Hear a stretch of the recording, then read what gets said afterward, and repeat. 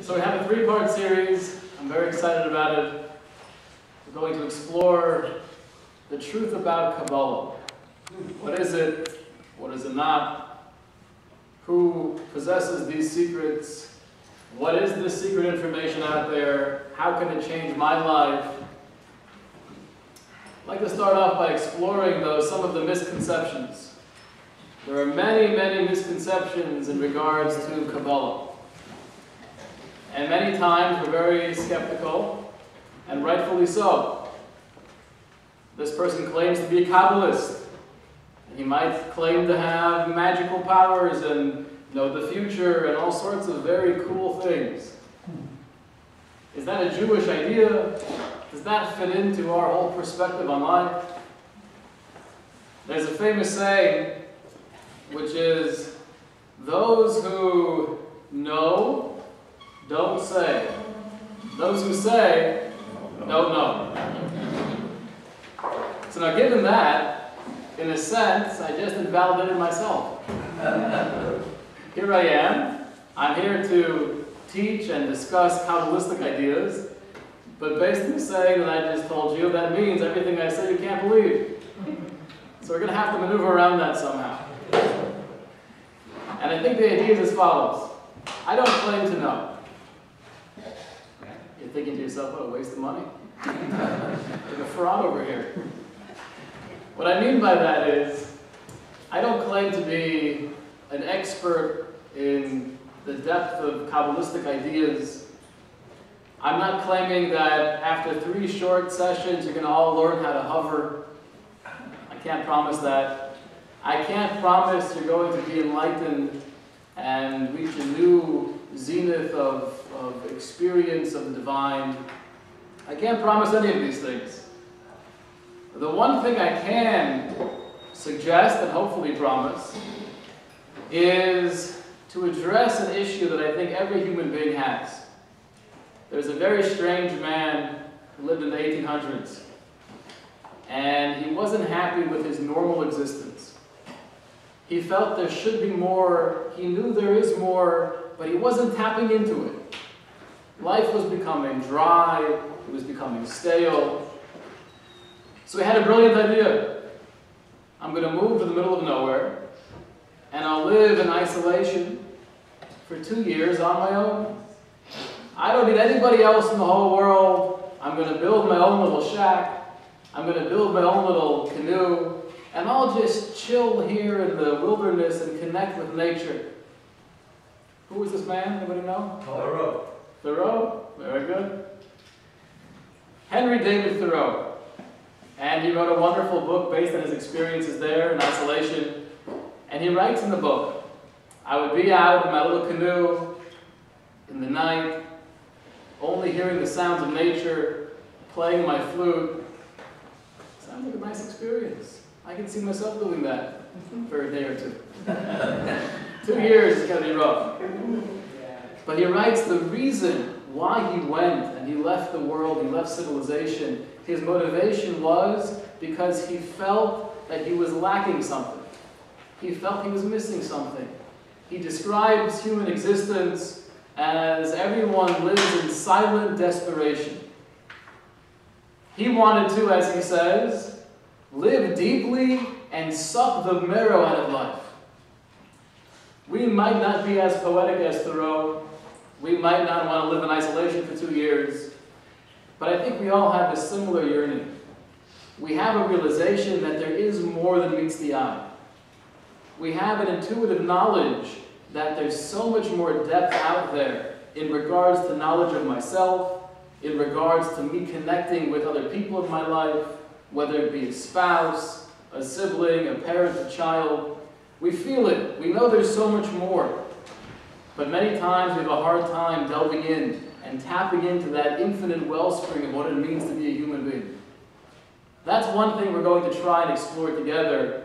Some of the Kabbalistic insights into being able to live deeper, gaining more from life and our relationships. The goal is, like we mentioned as well, to dispel many misconceptions. For example, I want to touch upon in this series the red string around the wrist. What's the source of that custom?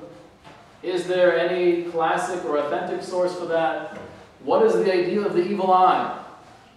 You've always heard the expression, Kanai Nahara, Kanai Nahara, which literally means without the evil eye. Is that superstition or is that Judaism? We'll have to explore. We have so many things in our culture that seem very close to superstitious, and some of those things do have real sources. So we'll have to see what's true, what's authentic, what's false, what's superstitious, what's foreign to Jewish philosophy, and potentially even the antithesis of Jewish philosophy. We're going to try to do that as well. Now there's a danger involved with studying Kabbalah. The danger is as follows. Let's take, for example, you never passed 9th grade algebra. And now they force you in college to sit in an advanced calculus class. Anybody likes math in this crowd? Jeff, you do? Yeah. Please leave. I never liked math. But they force you to sit in an advanced calculus class. Now you're going to realize after probably 3.4 seconds that you have no idea what's going on. You're not going to fool yourself into believing, oh, I get what the teacher's saying. It's going to be torture. But here's the contrast. When it comes to learning about Kabbalah, something that sounds like an interesting, intriguing thing to delve into, the danger is as follows. You might be sitting here, listening to somebody speak, telling you Kabbalistic ideas, and I'm not speaking in French. I'm not speaking in Portuguese. I'm not speaking in Hebrew. I'm speaking in English. So as someone speaking, the audience might feel, oh, I get what he's saying. It's clicking. It makes sense. It's easier to fool yourself in regards to a subject like this, because you might not know that you don't know. That's danger number one. We can't fool ourselves here. Danger number two is the ideas that we're going to be exploring, some of them are very intense. We're not here just to sit back and smoke a cigar and speak a little bit about Kabbalah. We got to get real. We got to delve into what exactly Kabbalah is. If you're a healthy, vibrant, energetic human being, and you just went for a good 4-mile jog, and you come back and you're hungry, and you sit down, and you have some good carbs and some good proteins, you have a steak and potatoes, wonderful. It's not going to harm you. But let's say you haven't eaten in days. Let's say you're starving, and someone gives you the opportunity to indulge in food.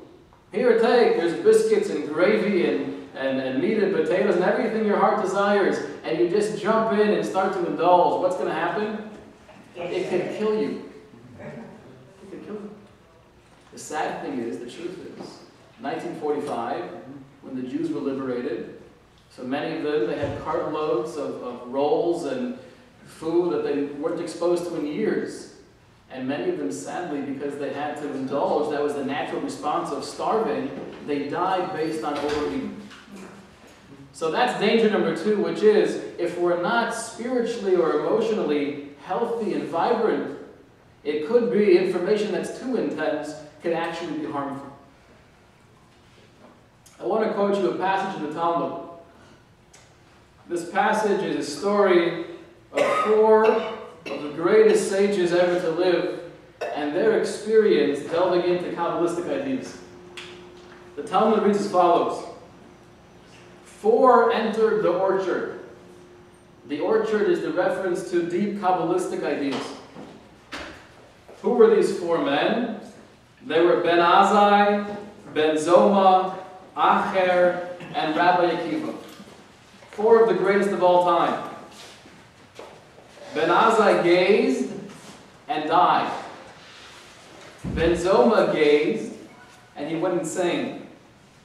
Acher gazed and he became a heretic. Only Rabbi Akiva entered in peace and he walked out in peace. 3 out of the 4 didn't make it. 1 literally passed away, 1 went insane, and 1 became a heretic. This is the danger of delving into Kabbalistic ideas, even if you're on that lofty level of scholarship. I want to quote you as well from a Midrash. This goes back 1,800 years. The Midrash tells us, "Begodol mimcha al tidrosh." That which is greater than you, do not delve in.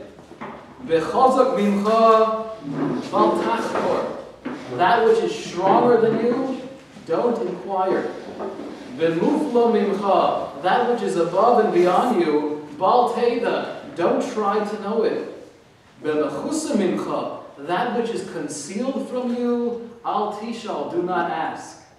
B'mashu harshesa, in that which you're permitted to delve into, those ideas which we're capable of grasping his bonein, then try your best to understand.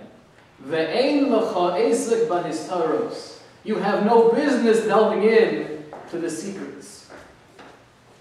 It's a very, very harsh line, which is actually quoted in many places in Jewish literature. Ein l'cha esek b'nistaros. We have no business delving in to the secret aspects of Torah. The Ramban, one of the great commentators of the 1200s, Nachmanides, in his introduction to his commentary on the Torah, he writes, "In some of my commentary, I will refer to Kabbalistic explanations. However, I warn you in no uncertain terms that attempting to understand these ideas solely based on your intellect will only lead to harm. Only through having a teacher who is educated in the ways of Kabbalah will you be able to grasp my words. Otherwise, please don't read them." What Nachmanides is telling us is not only is it easy to understand or perhaps fool ourselves, approaching some of the more esoteric concepts based on our own intellect, our own perspective, but it's dangerous. It can lead me to misunderstand. It can lead to harm. Maimonides, about 100 years before, not even in the 1100s, he writes, "I say that it is inappropriate to stroll in the orchard." Once again, orchard is a reference to Kabbalistic depth. "Unless," and here we have a couple of exceptions. We can see if we fit into these categories. "Unless one's stomach is already satiated of bread and meat." What's bread and meat referring to? Knowledge. So Maimonides goes on to explain. He says, bread and meat is referring to a mastery of all which is forbidden and which is permissible, accompanied by a clear knowledge of all of the mitzvos, a clear understanding of all of the instructions in the Torah, starting from the basic idea to its depth, to all the technicalities. This knowledge, he says, is necessary. It's a necessary prerequisite because it settles the mind, enabling one to be able to digest information of Kabbalah. So here, at least we have some help. Maimonides is saying, don't think it's off limits. If you've already been satiated with the bread and the meat of Torah knowledge, meaning you have a mastery of the Talmud and the Mishnah and the Tanakh, then you can dabble in Kabbalah. Last quote here, written by Rav Shapsai Katz from Vilna, known as the Shach, one of the great commentators on the Code of Jewish Law. And he writes as follows, "Even the Kabbalists and other later authorities stress the notion that one should not study the wisdom of Kabbalah until one's stomach is satiated with the Talmud, like the Rambam told us. Furthermore, some write that one should not engage in Kabbalah study until the age of 40, based on the Mishnah that states, the Mishnah tells us, that when one reaches 40, then we have the opportunity for higher levels of bina, higher levels of understanding. It is clear as well that one requires a state of holiness, purity, alacrity, and dignity in order to study Kabbalah. And this is a very scary line he's about to tell us. Most people who rush into the area of Kabbalah study before the proper time die before their proper time. So I take it if we're all sitting here in the room, number one, We're all above 40 years old. We've all mastered Mishnah, Talmud, Tanakh. We all have extreme levels of holiness, purity, alacrity, and dignity. Yes. Anyone not possessing these qualities, please leave. So the question is, therefore, what are we doing here? We have all of these sources saying, stay away, it's dangerous. You could be misled, you could become a heretic, you could go insane, a person could die, God forbid. You have no business delving into these matters, and therefore the question is, what in the world are we doing here tonight? The answer is, what? Learn. We want to learn. You want to learn? You want to take the risk? Yes. Mrs. Leiter says, yes, she wants to take the risk. I'll quote to you from one of the more contemporary authorities, and he makes a very interesting distinction. It's the Yada Katana. He says, all of these requirements listed in the earlier sources, that's referring to delving into the Maisa Merkava. The Maisa Merkava literally is referring to the vision of Ezekiel. He was one of the great prophets, and he had a prophecy with a chariot of fire, and in Kabbalistic terms, delving into that prophecy is the end-all and be-all of Kabbalah. If you can master that whole episode in Jewish history, then you've made it as a real mystic. So says the Yada Katana, the only time we have these requirements is if you're really delving into the heavy metal Kabbalah. However, he says if you're just planning on getting some of the basics, getting a structure of the Kabbalistic system, that every person who wants to and who has the yearning desire to approach it, they may. The dangers don't exist when we're trying to get more of a general structure of Kabbalistic ideas, and I think that's why we're here tonight. We will not be getting into the heavy metal aspects of Kabbalah. That's dangerous. A second idea, to perhaps comfort you, not to feel too in danger, is everything that we'll be exploring together is not going to be us opening up the actual sources of the Zohar directly or other ancient Kabbalistic texts and trying to interpret them on our own. That's dangerous. However, if we approach these ideas and these sources through the lens of those people who are much greater than ourselves, who help us digest some of these concepts, then it's not as dangerous. There's less room for mistake. I'm not getting back to the ancient source and trying to interpret it myself, but we're using all the great minds throughout the centuries to lead us and direct us in the proper path. In that sense, whereas we're ants standing on top of a giant.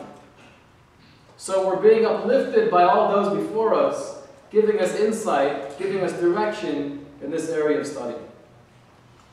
That's some of the introduction. What is Kabbalah? What is it? Misconception number one. Receiving. What's that? Receiving. Oh, very good. Literally, Kabbalah means receiving, kabel.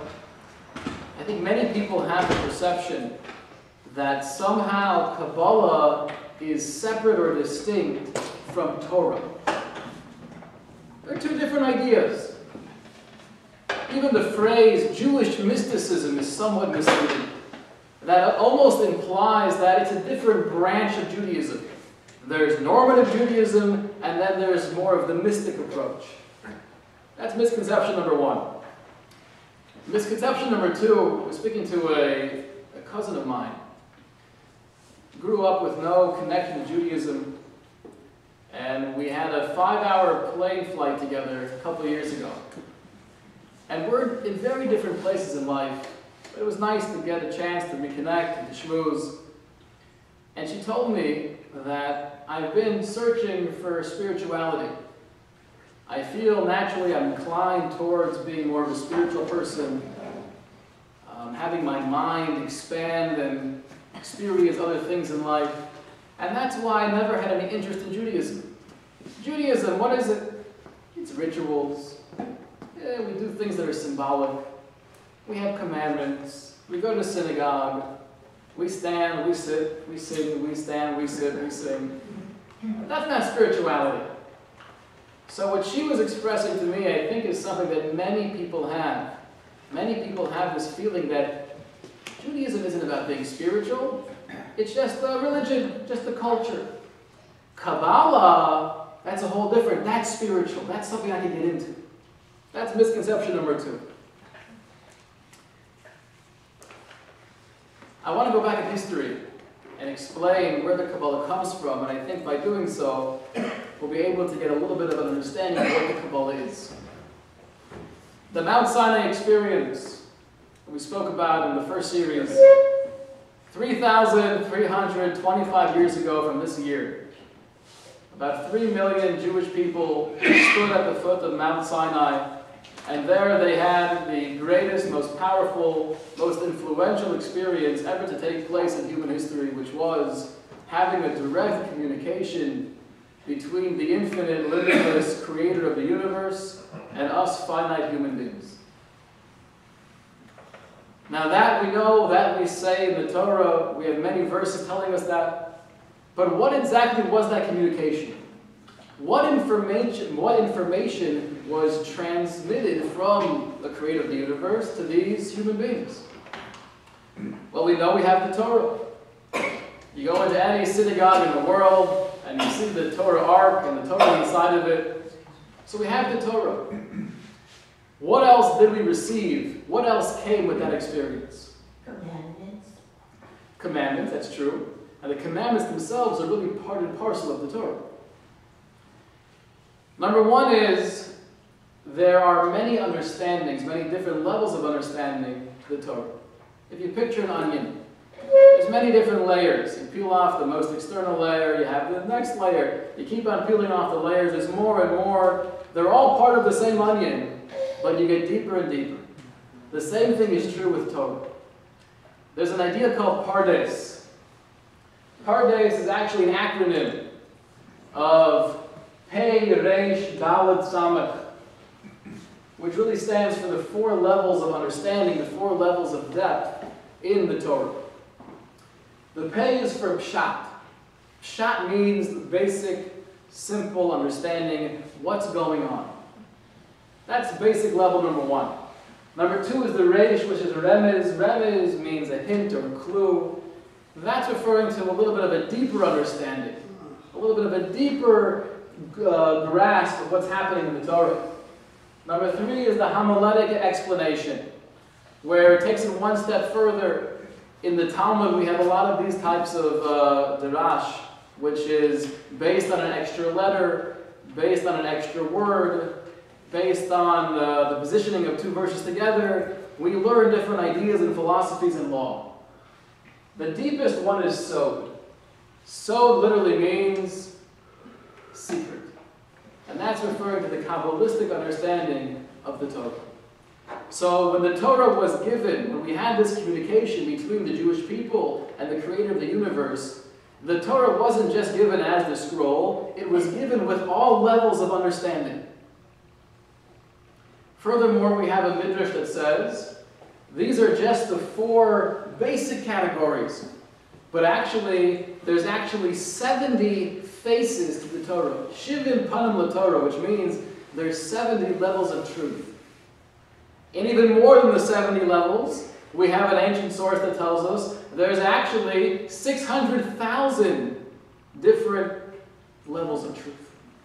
So we have here 4 basic categories: the sod, the secret category, which is the Kabbalistic one, the deepest understanding, and even within that we have many, many, many different ideas. I was having a conversation with somebody, and I was explaining this concept, and they said, Rabbi, I don't get it. If there's so many true interpretations, why has there been so much bickering and arguing throughout the years? This rabbi says this rabbi argues. There's so many interpretations, maybe they're both right. It's a good question. I think the answer is that just because there's many right interpretations, it doesn't mean every interpretation is correct. There's an infinite amount of incorrect interpretations as well. So we do have many layers, many levels, and all of these were received at that experience at Mount Sinai 3,325 years ago. Now a lot of this was oral. There's a lot more. Most of this information is not in the Torah scroll itself. It was given with the intent to be kept as an oral tradition. And for the 40 years in the desert, most people think, what happened? Moses is wandering around.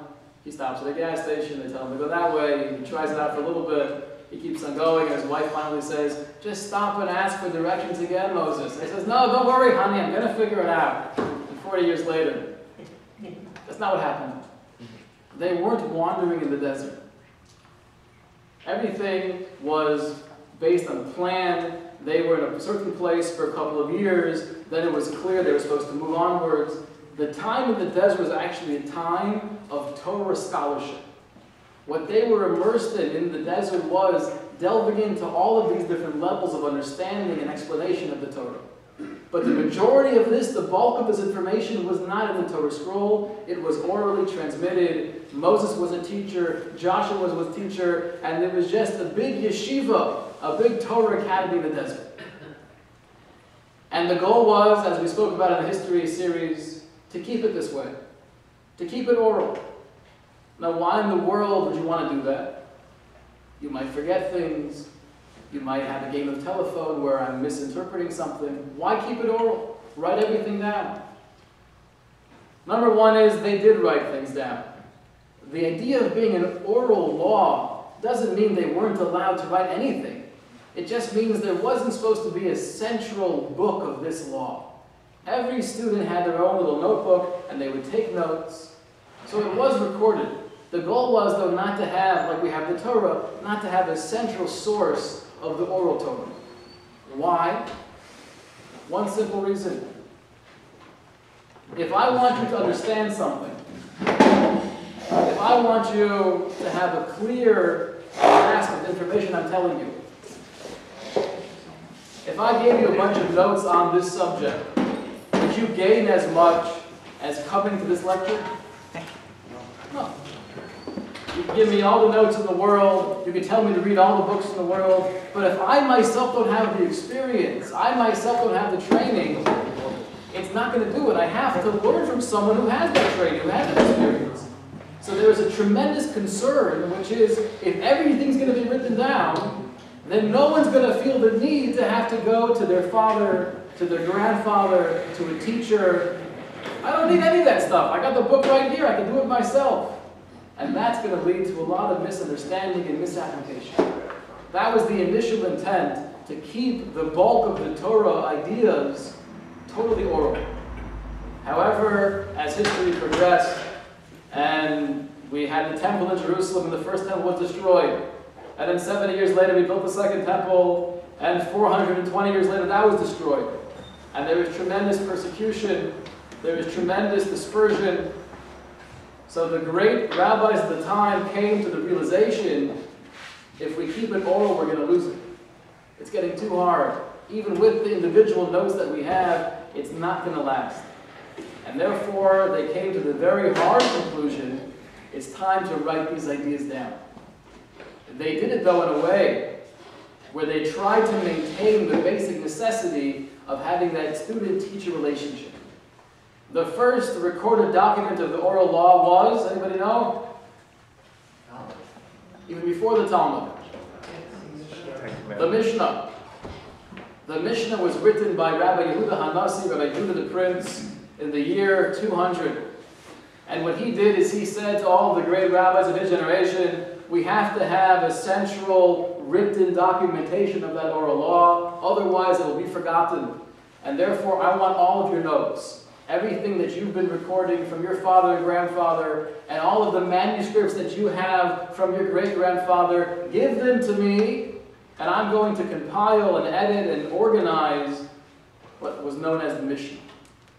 Very concise, though. You ever look at the Mishnah, it's very small paragraphs, which require someone who knows what's going on to teach that to a student. However, even that wasn't sufficient. As time went by, hundreds of years elapsed, And they realized there was a need for more clarification. We have to write down more. The oral Torah, the authenticity of it, the clarity of it is being lost. There were debates starting to happen. What exactly did they say? What did Rabbi Shimon say? What did Rabbi Yehuda say? So they said, now it's time to write the Talmud, which is an elaboration of the Mishnah. So what we have nowadays, all the volumes of the Talmud, what the Rambam and many other sources told us, that if you want to delve into the real hardcore Kabbalah, you have to master all of those volumes. That was the oral Torah that was eventually committed to writing for the sake of not losing those ideas. However, what they put to writing by and large was 1, 2, and 3. The bulk of the Talmud does not get in to the deepest level of understanding, which is the Kabbalistic level of understanding. There are passages in the Talmud which are extremely cryptic, extremely hard to grasp, very, almost fairy tale. And it's in those passages that they placed a lot of these Kabbalistic ideas. But they had to hide them, they had to disguise them. They did not want these concepts being open to the masses. So we have a very few places in the Talmud that allude to these ideas, but none of the Kabbalistic ideas are actually spelled out in a clear, cohesive manner. That was the one thing that was actually kept oral by and large.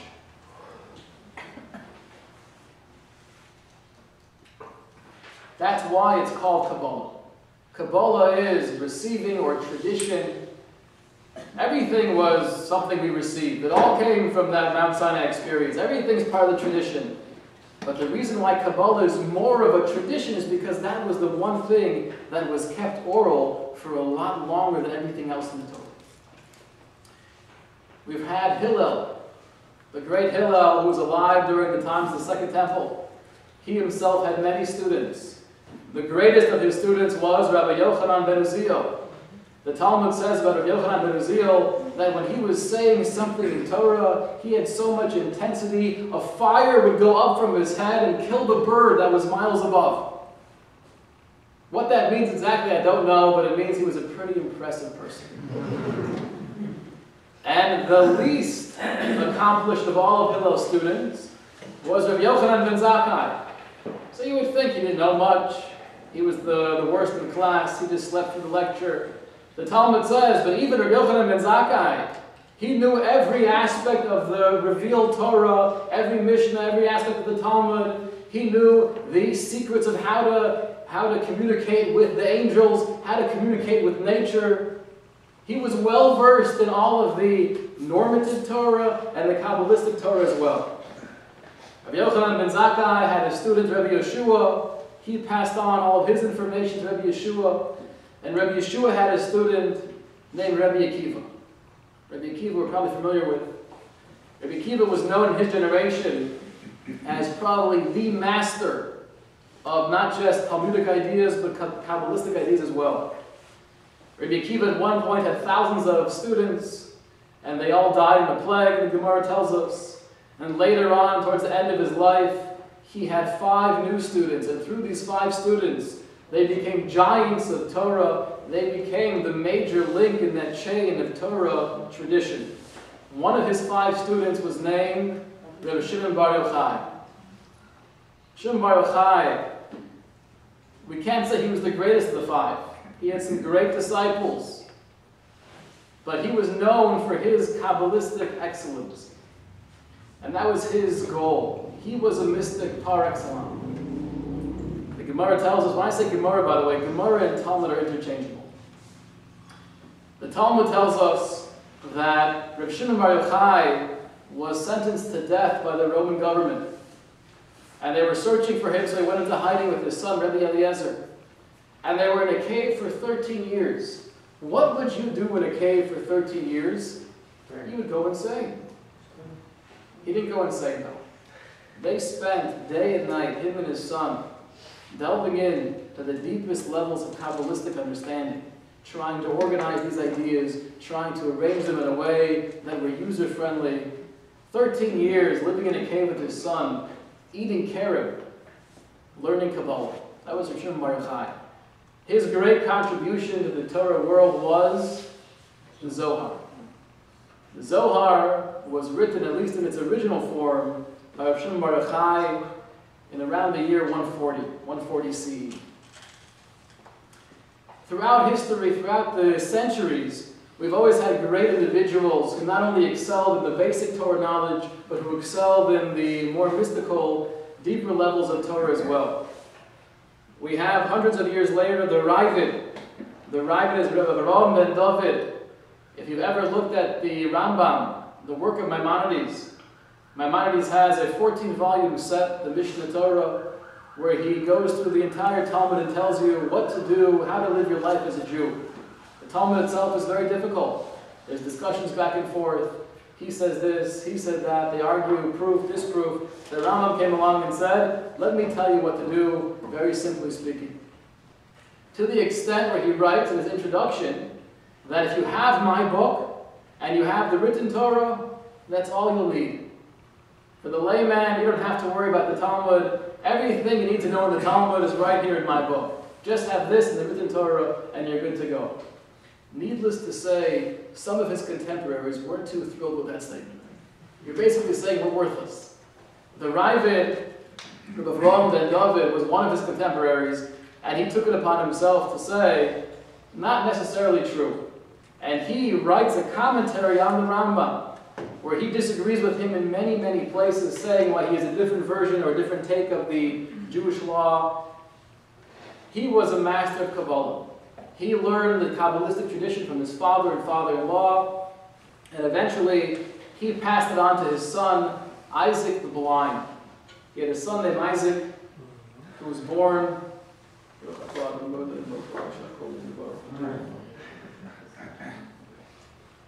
Somebody once asked me, they were trying to get some advice, how to be able to say a blessing with real intention and real feeling. So they said, Rabbi, when do you say your best blessings? So I said, when I have 30 people watching me. It's always better to say a blessing like that. The son of the Ravid is Isaac the blind. He was known also for his tremendous depth of Kabbalah. He had two main disciples, Rabbeinu Ezra and Rabbeinu Azriel. And these disciples went on to teach one of the most famous names in all Jewish history and all Jewish scholarship, Nachmanides, the Ramban. The Ramban, who was in the 1200s, he received his Kabbalistic teaching and instruction from the Rabbeinu Ezra and the Rabbeinu Azriel, and he himself was a master of Kabbalah. He passed away, the Ramban, in 1270 rather. 1270, Nachmanides passed away. Now some of this might be dry for you, but I think it's important before we delve into what the Kabbalah says or different Kabbalistic ideas, we have to have a background of what the Kabbalah is. When the Ramban passed away in 1270, he was known as the last of the original Kabbalists. In that same time period, after the Ramban's death, there was a man by the name of Rabbi Moses de Leon. And he claimed to have the copy of the Zohar, like we mentioned, that was written by Rav Shimon Bar Yochai. Now at that time, in the 13th century, in the scholarly world, if you claim to have the manuscript written by someone who lived more than 1,000 years ago, one of the most basic, fundamental texts of Kabbalistic literature, that's a pretty major claim. And some people were very skeptical. Some responded, yeah, right. And I have the writings of Socrates. You don't have the Zohar, come on. So there was a big controversy. Many felt that he himself might have wrote it. Many felt that indeed it was authentic. It was from Rav Shimon Bar Yochai, going back to the 140 CE. There was a man by the name of Rabbi Isaac of Akko, and he took it upon himself. He was actually commissioned to investigate the case, to see who indeed wrote this book. Was it authentic, authored by Rabbi Shimon Bar Yochai, or was it written by Rabbi Moses de Leon? He spent 3 years in research, like a detective. His conclusion was, without a shadow of a doubt, I have no suffix, he says, in my mind, I have no doubt in my mind, the author of this work was Reb Shimon Bar Yochai. The Zohar, once it came into the public consumption in the 13th century, was for the first time a main work of Kabbalah. Until that time we had different works here and there. We had the Book of Creation that we had from the 900s. That was claimed to perhaps going back to Abraham, some of those ideas. We had the Book of the Enlightenment, the Sefer Haba here. We had a lot of ancient Kabbalistic texts, but the Zohar, when it was finally up for public consumption, that was viewed as the main, authentic text of Kabbalah. However, it was hard to make heads and tails of it. Absolutely. I've tried. You tried. You speak from experience. Very, very difficult to open up that book and feel, oh, now it's all clicking. All the pieces are coming together. There was a man known as the Ramak, Rabbi Moshe Cordovero, who was born in 1522 in Sfat and lived till 1570. This man was brilliant. By the time he was 20 years old, he was known as a genius, not in the mystical aspects of Judaism, but in the basic, the meat and potatoes, so to speak, the Talmud, and the later authorities. He writes about himself a very interesting point. In the introduction to one of his mystical books, he says, I was living a normal life, growing up in Sfas, and for us, that's not a normal life. You're growing up in Sfas, you're a genius, you're brilliant, you're learning Torah all day, but he felt he was like any other normal kid. He said, when I turned 20 years old, I finally had the realization. I said to myself, what am I doing with my life? What am I aiming for? What am I shooting for? I feel like I'm walking around aimlessly. And it was at that point, he said, that he realized his mission in the world was to be able to delve into the Kabbalah, to delve into this level of mysticism, and to be able to make it more user-friendly for the masses. That's what he did. He wrote a major work which, a similar analogy, would be what Maimonides did for the Talmud. Taking the Talmud, which was so vast, so confusing, so many different discussions, and he said, let me make it simple. Let me tell you what to do and what not to do. That's what Moshe Cordovero did for the Zohar. He said, let me tell you what's going on. He had a beautiful organization of it. That was Moshe Cordovero, known as the Ramak. At the same time, there was a little boy named Yosef. He was born in Spain in 1488. You can imagine being born in Spain in 1488. He left with his family when he was 4 years old, 1492, and they went to Turkey for many years, and eventually he wound up in Sfas as well. Yosef Karo, later known as Rabbi Yosef Karo, he was the author of major influential works in Torah Judaism. He was the author of the Shulchan Aruch, the codification of all Jewish law. He himself was a tremendous mystic, and he lived in Sfas as well. Somehow, during the 1500s, everything was converging to Sfas. This was becoming the holy city, the city that had this radiance of Kabbalah. At the same time, we have perhaps the most well-known figure when it comes to anything of Kabbalah. The name of Arizal is probably at the foremost. The Arizal was initially born in Egypt, and later he moved to Sfas as well. He moved to Sfat in order to learn Kabbalah from Rabbi Moshe Cordovero. He died soon after, though, the Arizal came to Sfas.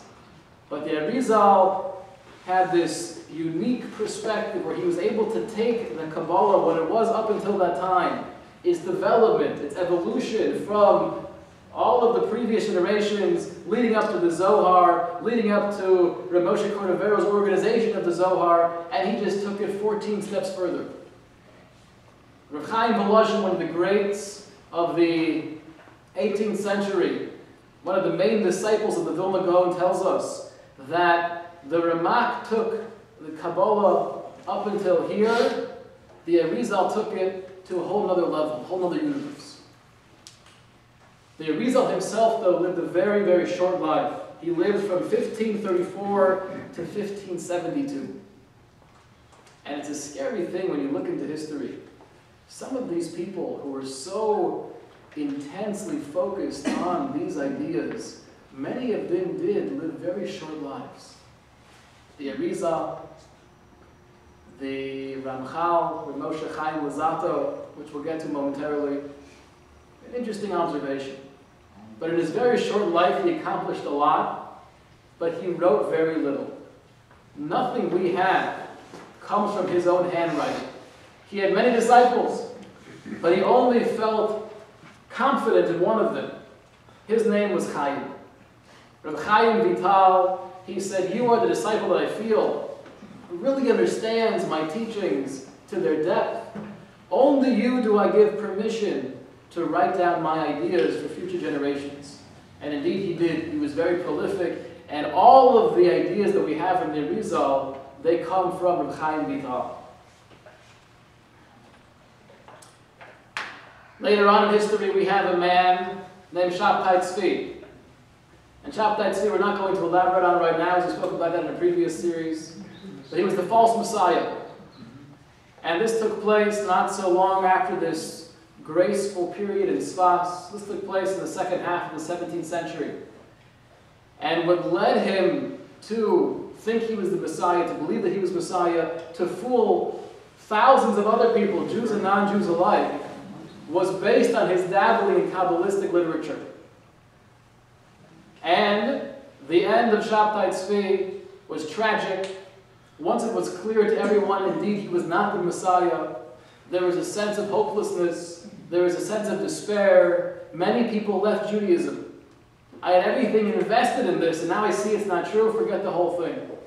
At that point in time, many of the leading authorities, many of the leading rabbis said, we have to do something about Kabbalah. Kabbalah is almost like a rose. It's almost like a flower. It was intense, it was vibrant, it was energetic during the beginning time of history, up until, let's say, around Shum Bar Yochai in 140 CE. Somehow it went kind of undercover for about 1,000 years, only with unique individuals here and there passing on that tradition, having that Kabbalah, that oral tradition and teaching. And now, in the 13th century, with the invention or the discovery of the Zohar, and the Ramak and the Arizal and Rabbi Chaim Vital and all of these greats, Kabbalah has become the forefront again. It's become a popular thing to get into, but look what it leads to. It leads to false messiahs. It leads to desperation and despair. We have to do something about Kabbalistic study. That's why many of the rabbis in the 1700s made it very clear, you want to study Kabbalah, do it on your own. I don't want any public discourses, any public lectures about Kabbalistic ideas. It's dangerous, and it can only hurt us, it can't help us. There was a man, Rabbi Moshe Chaim Luzzatto, in the 1700s, and he had a yearning for Kabbalah. He had an intuition that this was meant for him, and he was brilliant. By the time he was 20, he had small groups together where he would be teaching people twice his age deep mystical ideas. Right away the rabbis caught on to this, and actually they were very skeptical, very concerned. What is it going to lead to? Maybe Moshe Chaim Luzzatto himself will become the next false Messiah. They told him, we are prohibiting you from teaching Kabbalah in public until you're 40 years old. He moved to Amsterdam, and he was awaiting his 40th birthday. He died at the age of 39. So throughout the centuries, there's been tremendous forces that come along with Kabbalah. There have been people who have been very much into it, live by it, teach it. There have been others who have been very skeptical, not because they questioned the authenticity of Kabbalah. Everyone agrees it's part of Torah, but it could be dangerous, it could lead to harmful things. But I think by going through this brief history up until the 1800s, we get a little bit of a perspective of what Kabbalah is. Kabbalah is Torah. It's the same exact thing. It's not something different. It's just a deeper understanding, a deeper application of Torah ideas. So if you ever hear anybody say, the Kabbalah teaches, Be skeptical. What you're really saying is, the Torah teaches. What you're really saying is, God teaches us this. It happens to be on a deeper level of understanding, but it's all part of the Torah. So in order to understand Kabbalah, what we have to do is take a step back and understand, what is the Torah? If Kabbalah is part of this massive thing referred to as Torah, what in the world is Torah? I want to quote you a passage from the Talmud.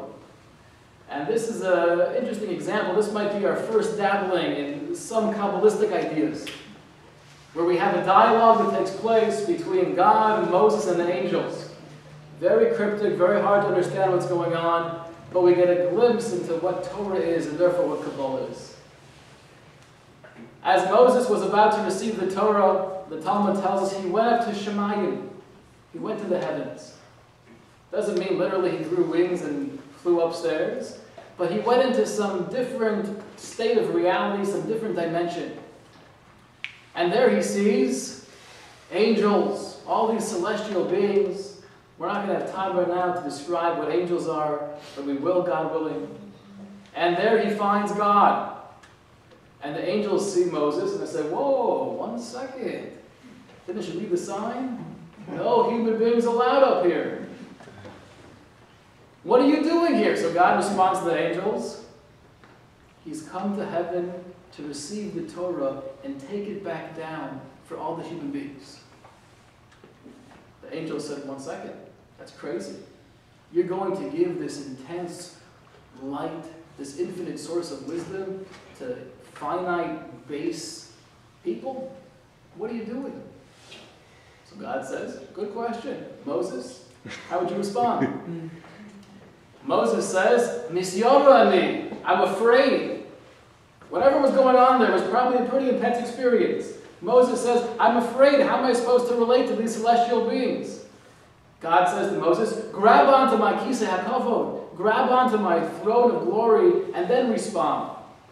We don't have time to discuss what the throne of glory is, but Moses does that. And what is his response? And this is why, by the way, ever curious, why are there so many Jewish lawyers? It comes from Moses. He was the first one. He's defending the Jewish people, defending our right to the Torah. He turns to the angels and says, let's take a look for a second at this document. You're claiming this belongs to you. We're saying it belongs to us.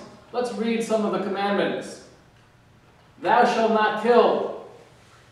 Thou shalt not steal. Thou shalt not commit adultery. Says Moses. Does that have any application to you guys?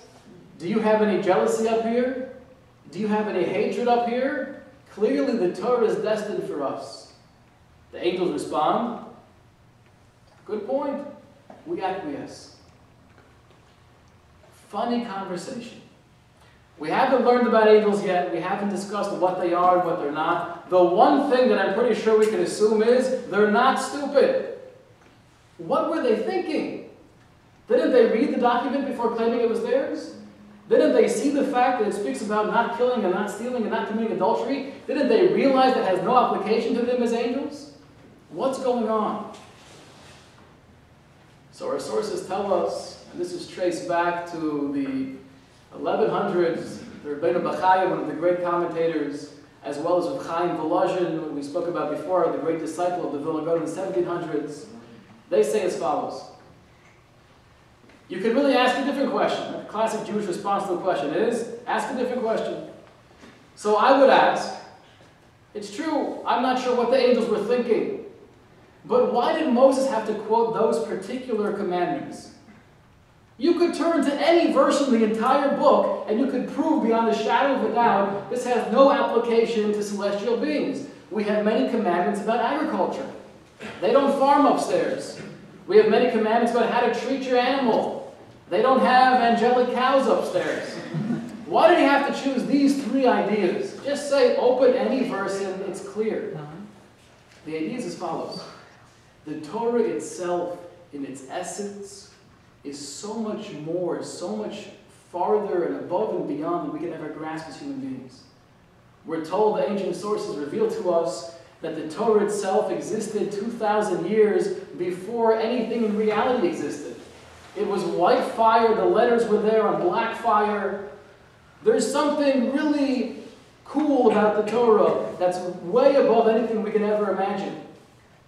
It's something that you can't even write down. The Torah scroll that we have, and don't misunderstand this, this is very dangerous. The Torah scroll that we have is not necessarily the essence of what Torah is. The angels understood the essence of Torah is something so big and so profound. And the only way to give that intense light to human beings would be through filtering it through something that they could relate to. Almost watering it down and making it applicable to our world and our reality. And they said to God, don't do that. Filter it for us. Make it applicable for us on our level. That was the request of the angels. The response of Moses was, I'm not going to quote you every verse, because every verse doesn't prove anything. Because clearly any verse I would quote you is already the filtered version of the essence of the Torah. It's the version that's meant for human beings. What I'm going to do, says Moses, is I'm going to ask you a more basic question. Do you have jealousy amongst you? Is hatred possible here in heaven? The answer is no. Therefore what? Therefore the Torah should belong to us. Now some might interpret that to mean because we have these issues, because we are base, lowly human beings, where I'm jealous and I have hatred, therefore we need the Torah. So give it to us because we need it more than you do. That's not what he was saying. He was saying because we have the possibility to do evil, that means we have a greater possibility to do good. And therefore we might not be on your level of sanctity, of total spirituality, but we have more of an option, more of the means of transcendence. You don't have that. Therefore the Torah belongs here with us. So what we see from this very cryptic story in the Talmud is that what the Torah is in its essence is something that's beyond anything we could ever imagine. The Torah that we have here is a filtered system through the prism that we could relate to. That's the Torah that we have in this ark over here. That's the Torah that belongs in every synagogue throughout the world. When we connect with this Torah, what we're really doing is we're connecting to that essence of the Torah, that concept that's so above and beyond us. Kabbalah is just trying to get deeper into that essence. These are very elusive ideas. I don't claim that we should have clarity on what this means, but we should walk away with understanding that there's a lot more than meets the eye. And I think what we've accomplished tonight is, number one, to get a good basic history of what Kabbalah is, where it came from, who were some of the masters of this wisdom throughout the generations. What I want to do from now on for the next two parts is see how can we understand Kabbalistic ideas, meaning Torah ideas, how can we take them, how can we utilize them to enhance our lives, to enhance our level of awareness, to feel and to breathe and to exist on a different plane, to know myself better, to know my wife better, to know my children better, and ultimately to know the infinite better. Hopefully we'll try to accomplish that. Wonderful evening. Thank you. Any questions or comments? I think you mentioned that.